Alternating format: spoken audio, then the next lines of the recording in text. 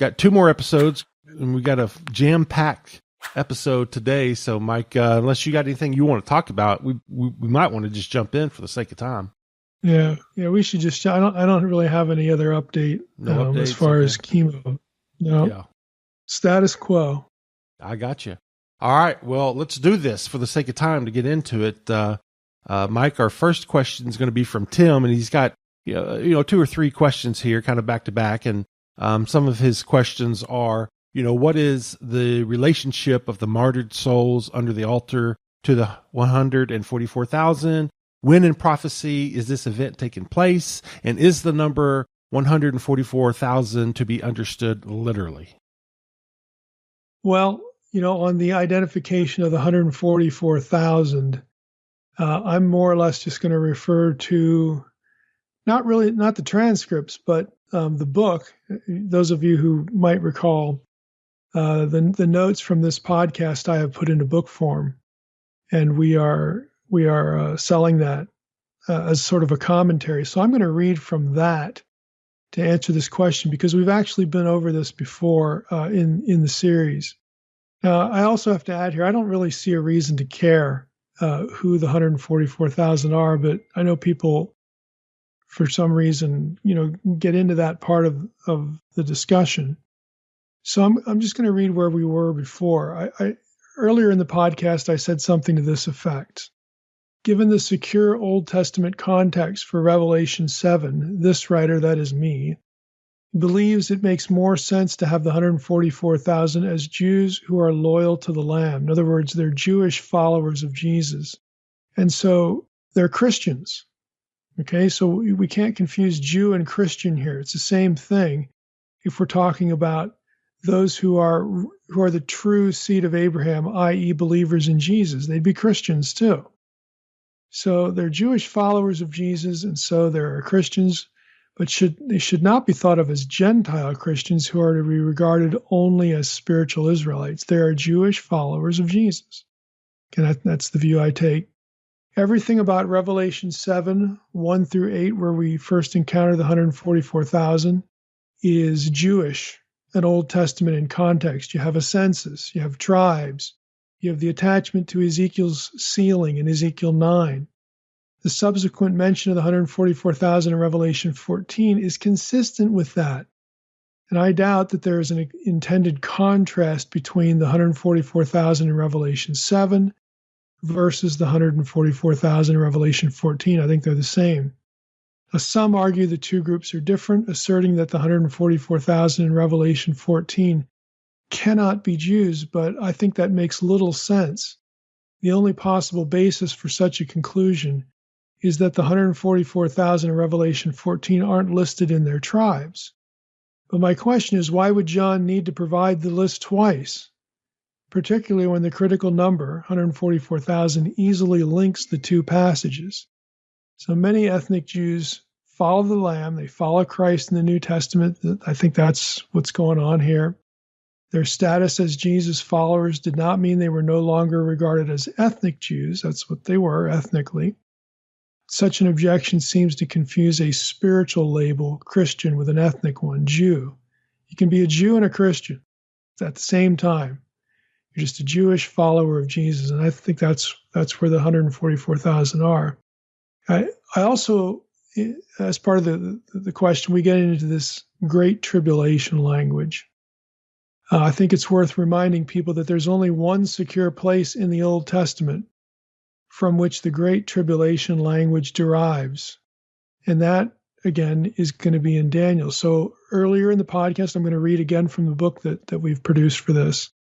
When we were in Revelation 7:13, we read the text. The text says, "Then one of the elders addressed me, saying, 'Who are these clothed in white robes, and from where have they come?' And I said to him, 'Sir, you know.' And he said to me, 'These are the ones coming out of the Great Tribulation. They have washed their robes and made them white in the blood of the Lamb.'" So the phrase Great Tribulation does have an Old Testament context. And importantly, this context is one of the few items in the book in which virtually all biblical scholars agree. There aren't many of these, but this is one of them. However, that consensus does not align with the considerable body of popular prophecy teaching. So basically, you have a situation here. What's the Great Tribulation? Where scholars are going to answer with a very unified voice. Oh, that's that thing that comes from Daniel, which I'll talk about in a moment. Whereas popular prophecy wants to connect this with the 70th week, and they want to put it in timelines and eschatological systems, and in some cases even chop it up into two periods. We don't get any of that from the Old Testament. And what we do get from the Old Testament places the Great Tribulation at a different place in the quote unquote prophetic timeline that a lot of Christians, want it. And they don't like where it winds up if you just go with the Old Testament. But anyway, the popular Christianity assumes the Great Tribulation is another name for the 70th week of Daniel. So Daniel 9:24 through 27 specifically. The problem is the text doesn't actually say that. So the popular conception has significant obstacles to overcome when it comes to just going with the biblical data. First, for example, the concept of a 7-year tribulation never appears in Daniel 9:24 through 27. The closest you even come to that is the vocabulary of tribulation in Daniel 9:25, where we have this trouble. But that trouble is assigned to the first 69 weeks of Daniel's prophecy. It is not the 70th week. So you don't have any proof that this trouble time is a 7-year period in Daniel 9. Secondly, the vocabulary for tribulation never occurs anywhere in the Bible, anywhere, Old or New Testament, with the term for week or 7 juxtaposed with the term tribulation. Okay, I'm not saying there's no such thing as a 7-year tribulation. That might be the way things work out, but I can say there's no Bible verse that says it, because there isn't. So we need to remember that too. Now, what we do have is we have Daniel 12:1. Okay, if we look at Revelation 7:13 and 14, just listen to it. Then one of the elders addressed me, saying, "Who are these clothed in white robes, and from where have they come?" I said to him, "Sir, you know." And he said to me, "These are the ones coming out of the great tribulation. They have washed their robes and made them white in the blood of the Lamb." The description here contains several elements. The great tribulation is associated with the end of days, and you're going to find it there in Matthew 24:41 as well, because the period is ending. This great tribulation period is ending, and its result is the glorification of believers. That is, believers or martyrs on behalf of the Lamb who have gone through whatever this great tribulation is. They've received white robes. Their faith in the Lamb has saved them.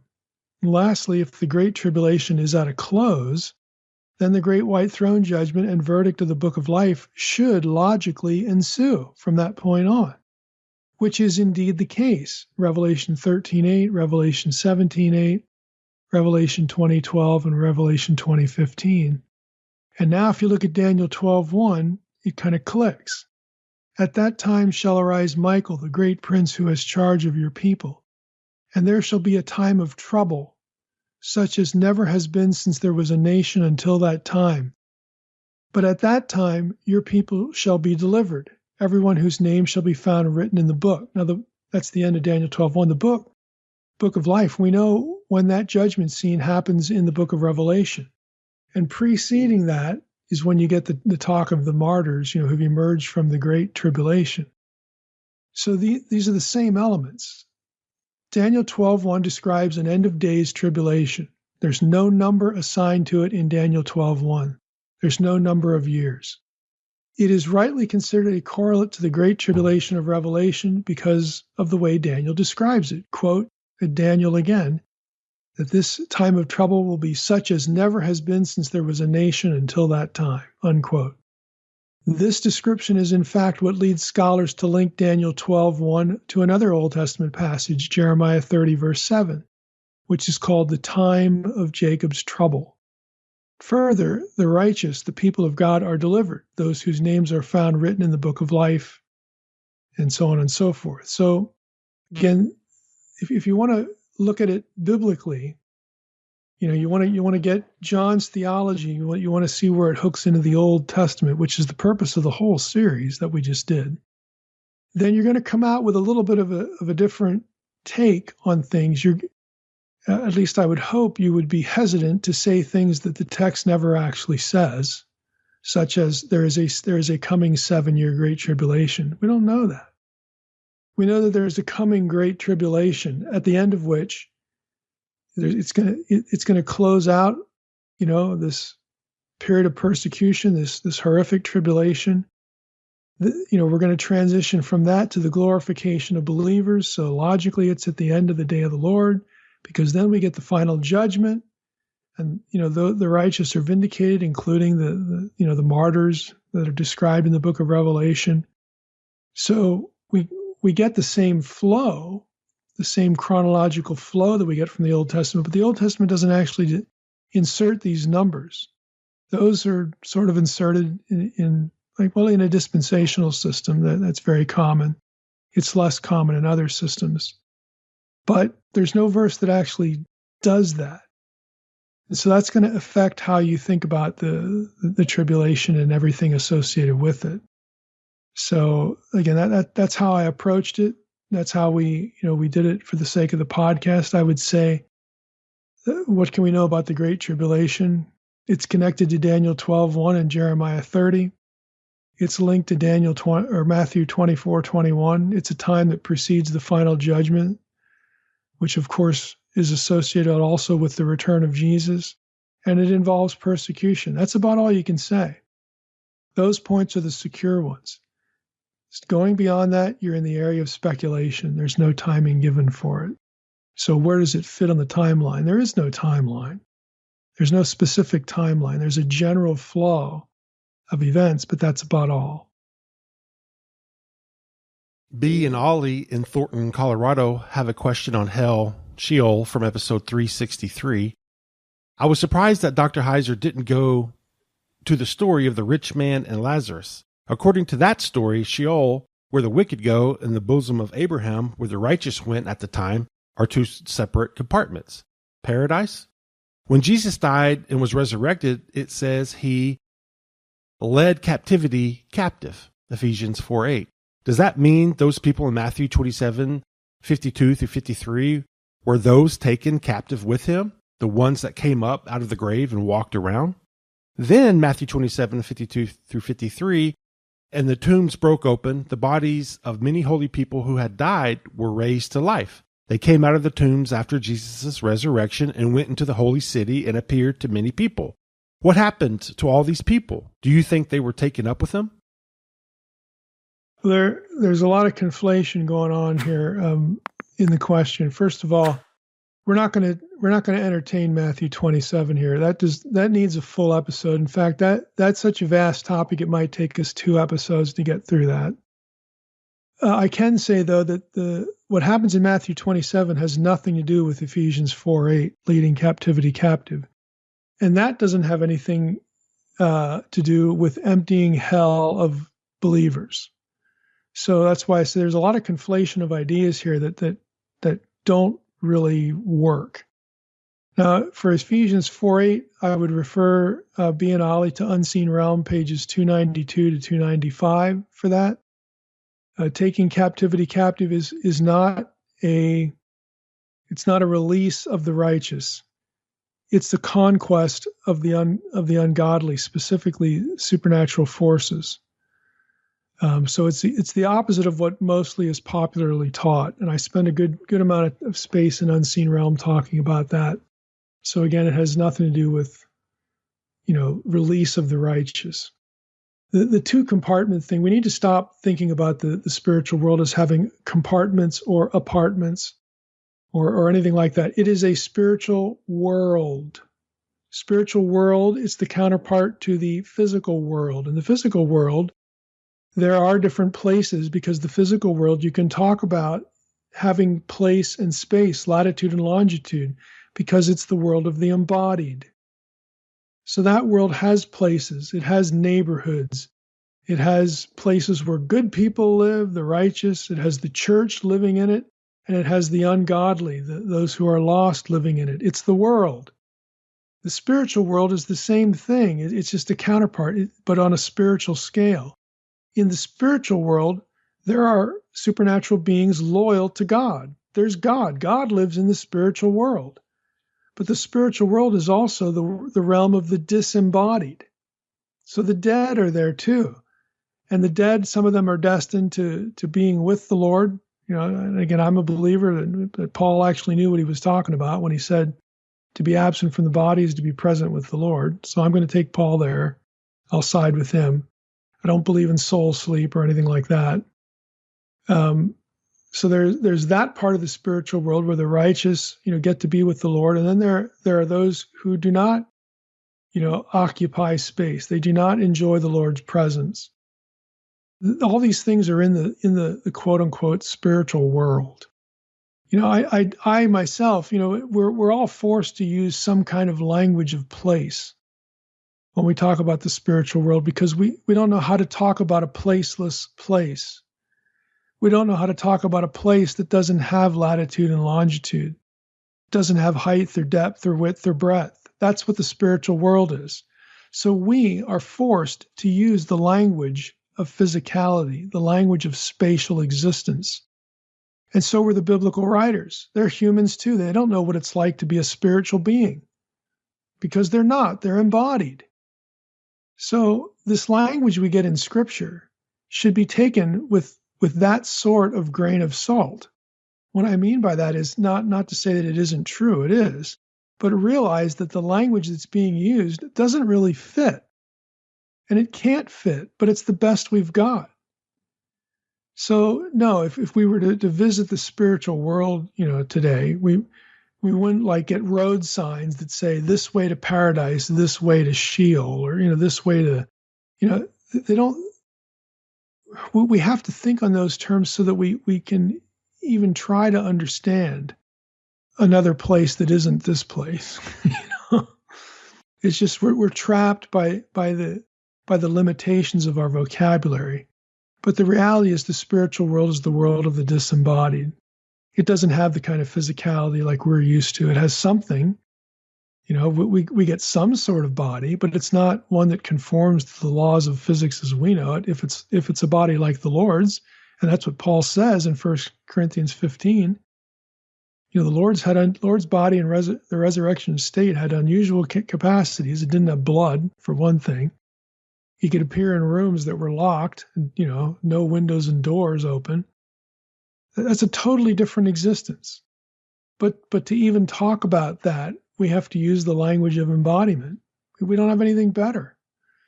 So I think we need to get away from the literalization of this kind of terminology, but also we need to acknowledge that we're kind of forced to use this language because our language is limited, and just leave it there, because that's about the best we can do.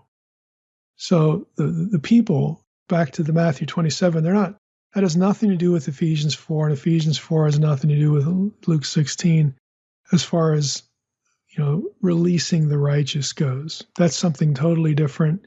And Ephesians 4:8 goes in a different direction than that.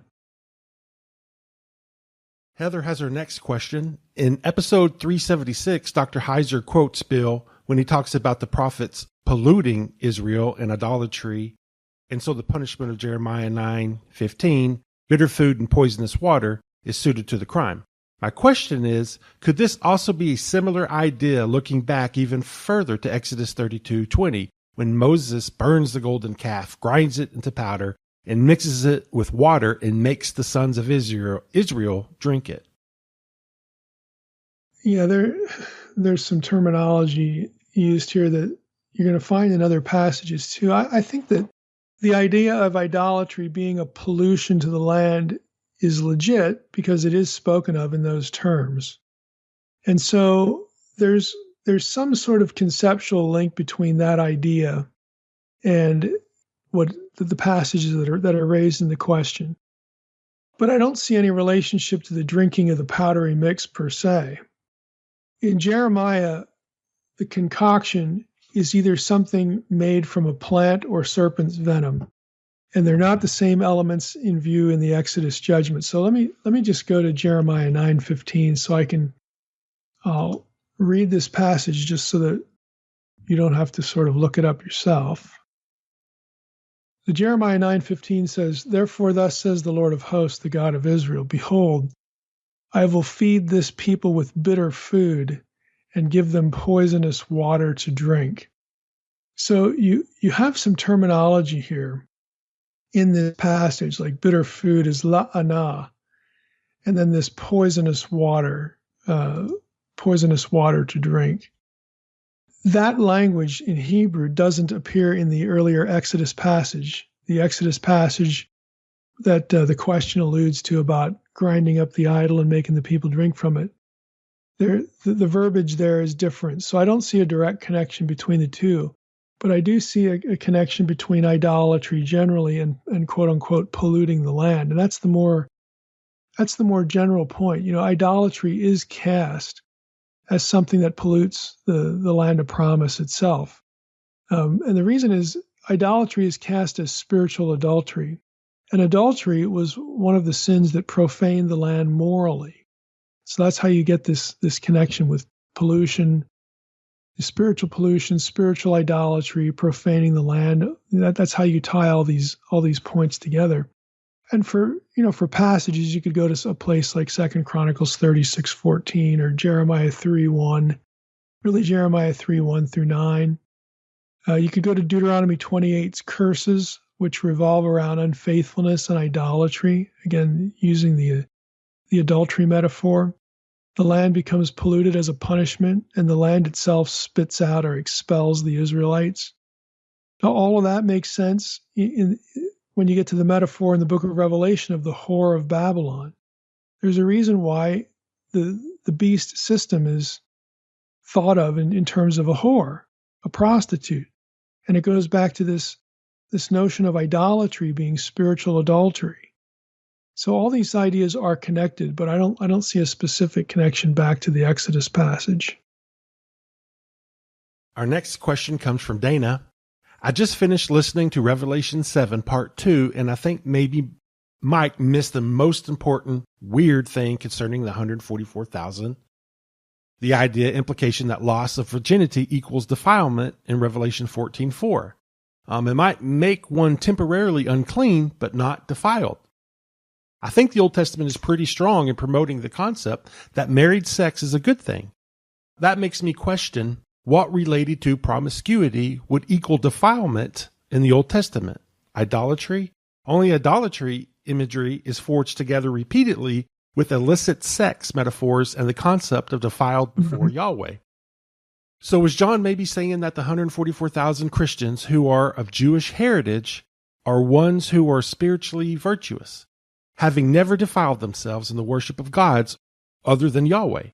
And doesn't the concept of undefiled spiritually link nicely into the idea of first fruits to God in the Lamb, which immediately follows? I did not find the various other virgin explanations to dovetail very well into the first fruits imagery.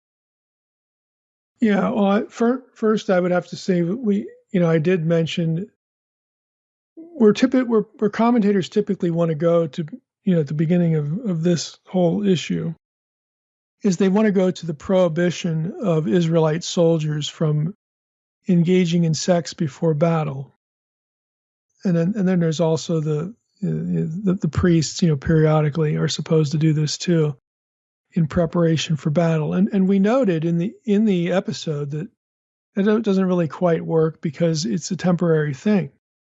So it's very obvious, as Dana points out, that the Bible has a high view of sex, within marriage. So, that really has nothing to do, with this. But that's where most of the people start, with these temporary prohibitions. And the reason they go there is because of the counting, which is very obvious in Revelation 7 with 144,000. The only place where you get a comment about sexual abstinence, we'll use some broad wording here, but sexual abstinence with counting is back in these warfare passages in the book of Numbers. But the problem is it's not really, I would agree that the temporary nature of it in the Old Testament is not a good fit. And again, when we were quoting Bauckham and others in regard to that, I know I let that slip, not really slip. but I said it because I agree. I don't think it's a good match. And then if you remember the episode, we launched off into the other possibility that had to do with the priestly garb. So if you look at the priestly garb, and then you're talking about being undefiled with a woman, we referenced an article there, a specific article that wonders if the 144,000 shouldn't be linked to the Watcher story. Are they an intentional counterpart? Are the 144,000, good priests, those who occupy sacred space and represent God, who have not defiled themselves with women? Is that comment deliberately aimed at making the 144,000 a group that is distinct from the Watchers, from the sinning supernatural beings of Genesis 6, who are, of course, in prison, but they are representative of the chaos system. So is that the whole point, to draw a distinction between those who are following Yahweh and those who are sort of in the same stead, painted with the same brush as the sinful Watchers of the Genesis 6 story? So we got into that a little bit. There are some things to commend that, and it doesn't have the specific weakness that Dana points out for this other view. So I think I'm of the opinion, I'm not sold on it yet, but I think there could very well be something to that, because there's a lot of other Enochian stuff going on in the Book of Revelation too, and so this is a possibility for me. So I would say, back to the part of the question, is John maybe saying the 144,000 Christians who are of Jewish heritage are spiritually virtuous? Is that the point? They haven't worshipped other gods? Well, that would certainly be part of it. So he could be saying that. I don't know that it really solves or addresses completely the sexual language, although, abstinence from spiritual adultery can fit that. I think that's probably a good thing to include in your toolbox, when you're looking at Revelation 7 and Revelation 14, when it comes to 144,000. But I'm not persuaded that it would be a comprehensive way of looking at it. I think I'm gonna leave the door open still to the Watcher idea, and there may be something to that. Frank in Chicago asks, we understand that the plagues Moses brought attention to were a direct attack on the gods of Egypt. With that in consideration, what can we glean from the plagues that are listed in the book of Revelation? Do these plagues in part or entirety seem to be focused on a particular ancient religion or its gods? Which gods should these individual plagues bring to mind? Yeah, I don't think the context of John, i.e. the context of Revelation, is Egypt. So I don't think the Egyptian gods are in view.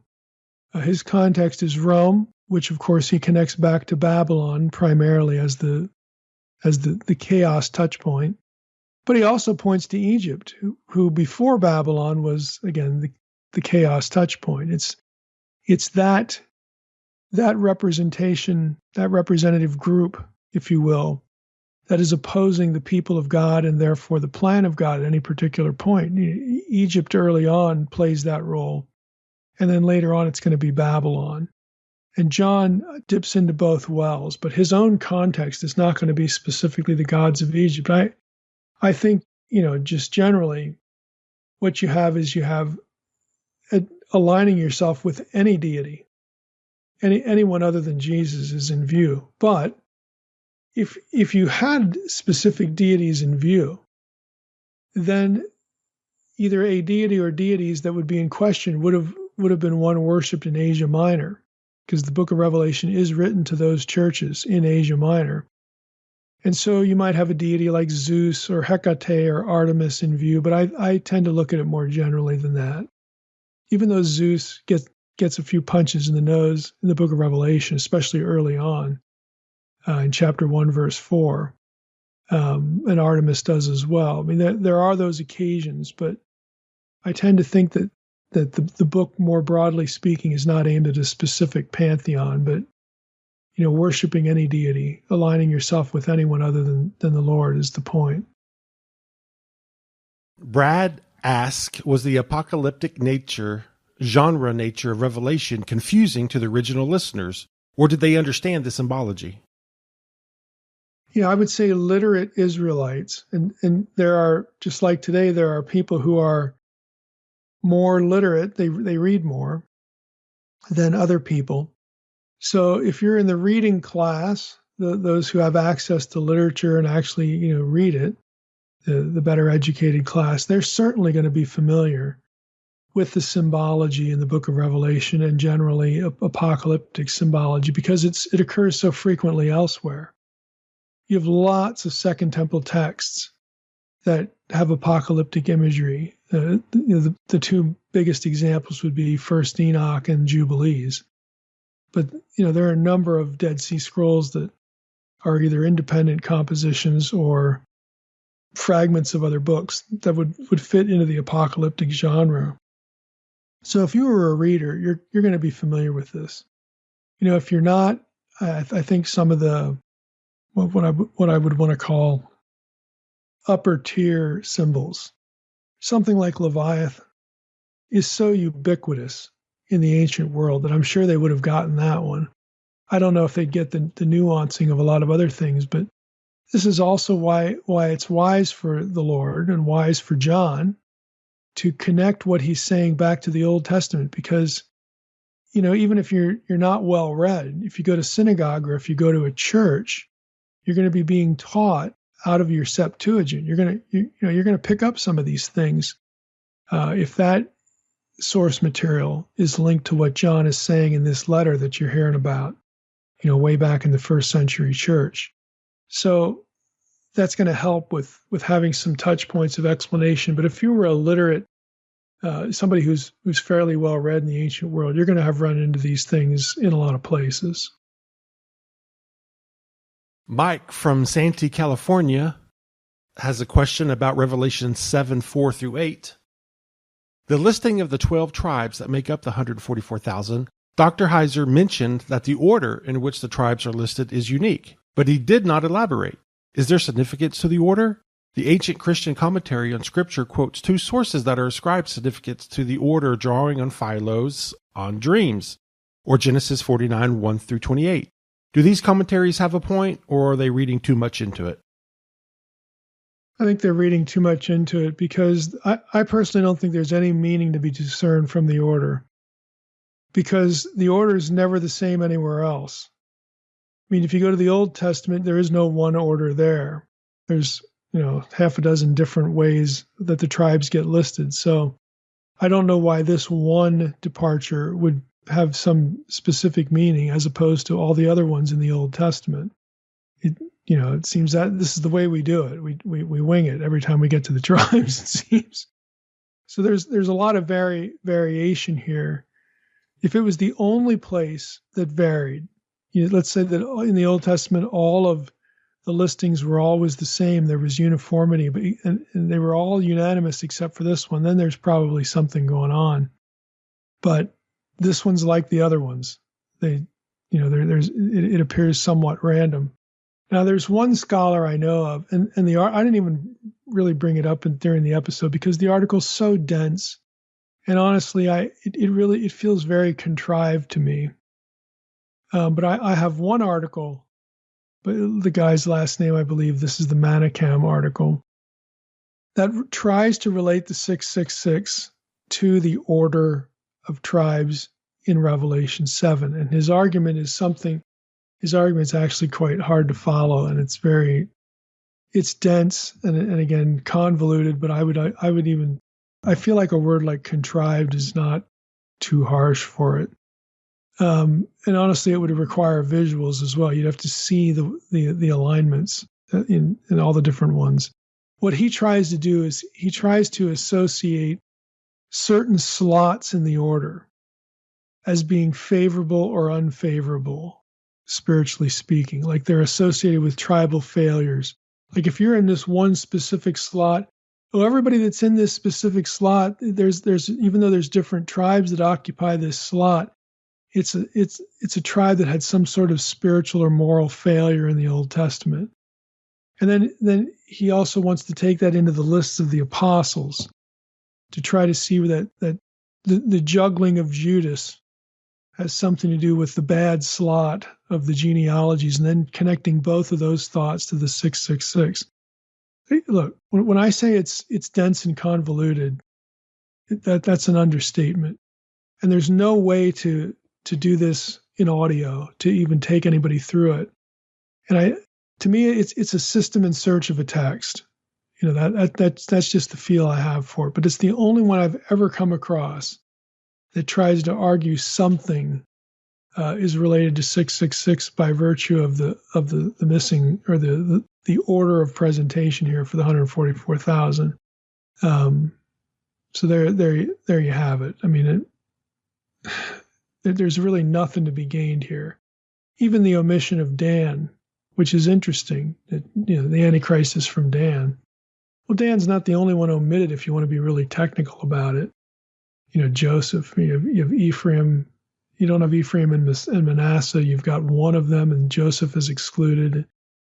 So, again, I think this sort of speculation is really wishful thinking to try to crack a nut that has resisted cracking. I don't see much merit to it.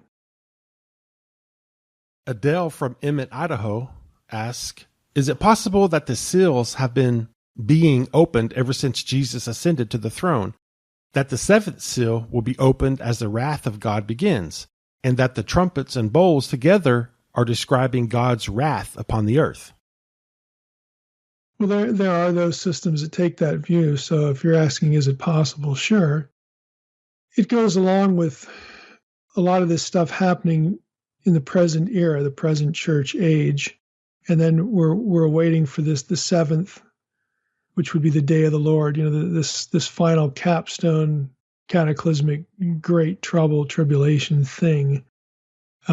So sure, it's possible. Again, some eschatological systems have taken just the angle that you just described there in that one sentence. So, I mean, that's about all I can say about it. I'm not really married to systems and don't like any of them, enough to adopt any of them.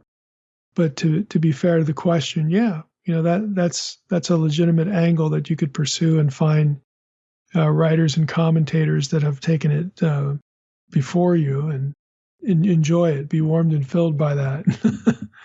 If the system gives you a lot of comfort or satisfies most of your questions, well, it could, good. I'm just saying that there's no system that's going to answer all the questions, and they all know that. This isn't secret information. It's just that sometimes some of the systems get so married. People get so married to the system they almost conflate it with believing the Bible in any regard, which goes way too far and just is uncalled for. Bobby asks, could the Lord's day in Revelation 1:10 simply refer to the great and terrible day of the Lord and not the 24-hour day which Christ rose when the early church celebrated it? Well, I would say no. I don't think that this day is the eschatological day of the Lord, because the day of the Lord is actually a time period of judgment. It's not a single 24-hour day. There's a lot of things going on the day of the Lord that it's never limited to 24 hours. It's a day as in a time, an era, which is, again, bigger than one solar day.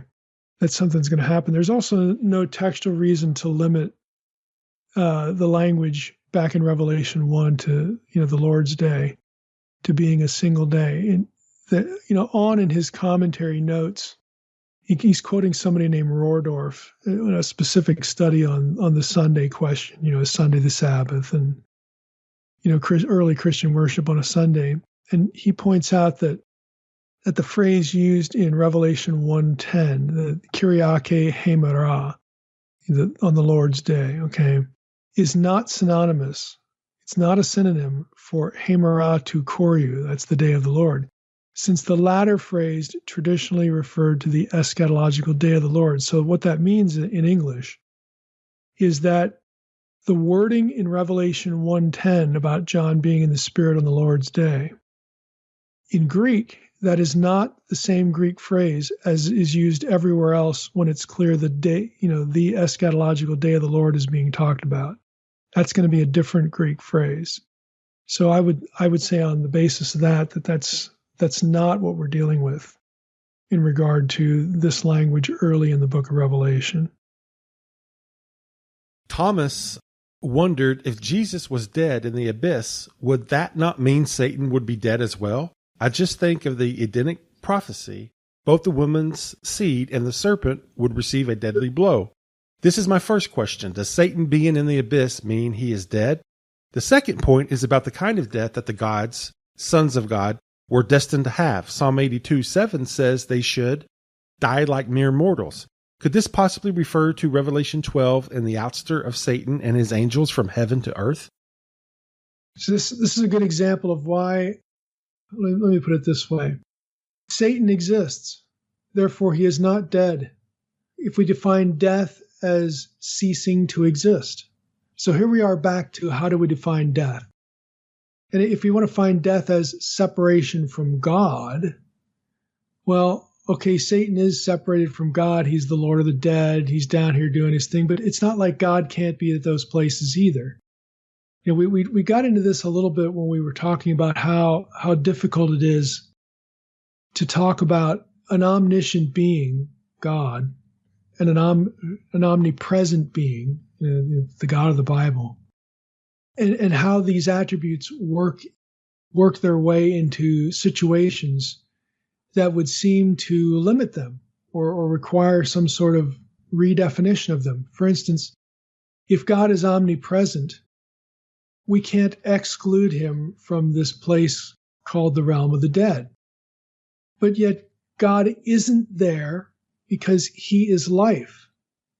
He is the source of life. He is life itself. And so he can't be present simultaneously with death. God as life is incompatible with death. So you get into these bigger conceptual questions of how do we even talk about life and death and God's relationship to it, and how do we define death as a cessation of existence? Well, certainly Satan exists, and he's going to exist for a long time until the day of the Lord. So he's not dead, but he is nevertheless the primary citizen, if you will, of the realm of the dead. So we need to adjust the way we think about death and the dead and so on and so forth. So that's one thing. The other thing we have to consider is that Satan doesn't have a mortal lifespan. In other words, Satan isn't aging. Like, he doesn't have a body that's going to deteriorate and then he's going to die at some point because he gets old. No supernatural being has a mortal, determinate lifespan. They are disembodied spiritual beings. And so, of course, is Satan. However, Satan is still a created and thus contingent being. A contingent being is a being that owes its existence on something else or someone else, some other being. Satan only exists now because God wills it. Okay, if God wanted to destroy Satan right now, he could very well do that. So, we're getting into theodicy again, which we're not going to rabbit trail here on that. But this is another issue that has to be thought about in relationship to this question. We have a being here that doesn't have a determinate lifespan. He's not going to get old and die. He's not going to be harmed. He's not going to commit some stupid accident and then he's going to kill himself. No, his lifespan is indefinite, contingent only upon the pleasure of God. When God decides it's time for him to cease to exist, then that's what's going to happen. And that's what does happen at the end of the book of Revelation. So the fact that there is a realm of the dead and that Satan occupies it doesn't mean that he's dead in terms of him obviously ceasing to exist. That those two things are completely incompatible. And so we have to think about the whole question in a different way. I think there was a second part to the question. Is that correct? Yeah, his second part was about Psalm 82:7 saying they could die like mere mortals. Could this possibly refer to Revelation 12 and Satan and his angels from heaven to earth? Yeah, I would say no. Satan was ousted before Revelation 12. And Revelation 12's context is the birth of the Christ child. Again, I think right around verse 6, that's explicitly clear. So there's a chronological mismatch there that's pretty obvious if you read Revelation 12 and your mind latches on to the connection with the birth of the Christ child. Other than that, we also have to say we don't even know if those cast down, the stars that are cast down early in Revelation 12, we don't even know if they're bad guys. If the passage is dependent on Daniel 8:11, which I think seems pretty clear, then they're not. They're not bad guys. They are defeated good guys. They're not moral defectors. They haven't fallen with Satan. Okay, they've been defeated in the defense of, God. It's spiritual warfare. It's a description of spiritual warfare with wins and losses. So we don't even know if the stars early in Revelation 12 are bad guys. I would say they're not. We also don't know for sure. I mean, we can kind of guess that there may be some relationship between these stars and later on when we do get the devil and his angels mentioned. But that's actually not really clear. Why would we conclude that the devil's angels are these stars earlier in Revelation 12 when, if we go back to Daniel 11, which that part of Revelation 12 is based on, they're not bad guys. We don't have a rebellion there. We have a defeat at the hands of the little horn, so to speak. So that there's a lot that people, I think, assume is going on in Revelation 12 that either isn't or that has a certain amount of ambiguity to it.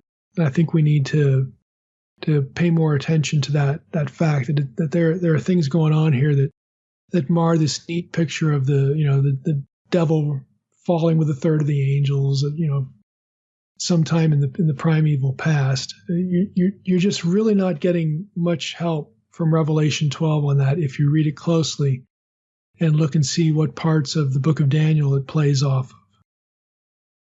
Okay, our last question is from Joe. Where does the prophecy in Isaiah 25:20 fit in the grander eschatological timeline? It talks about extremely long lifespans, but still seems to expect that people will still die. Does this have any implications for what we should expect in the new earth? Meaning, will people live for extremely long times in the new earth, but still expect to die at some point? Or is this talking about something completely different than the world as it will be after the events in Revelation? Yeah, we actually hit this question in the second Q&A that we did in this series. It was asked by someone named Dean. Again, the very same thing about Isaiah 65, and I made a comment about not over-literalizing the descriptions, that it's just the writers are trying to do the best they can to describe a time and a life that is completely opposite to the one we know. So I would say go back and listen to the answer in the second Q&A, the question by Dean. It's kind of in the middle of the Q&A episode there.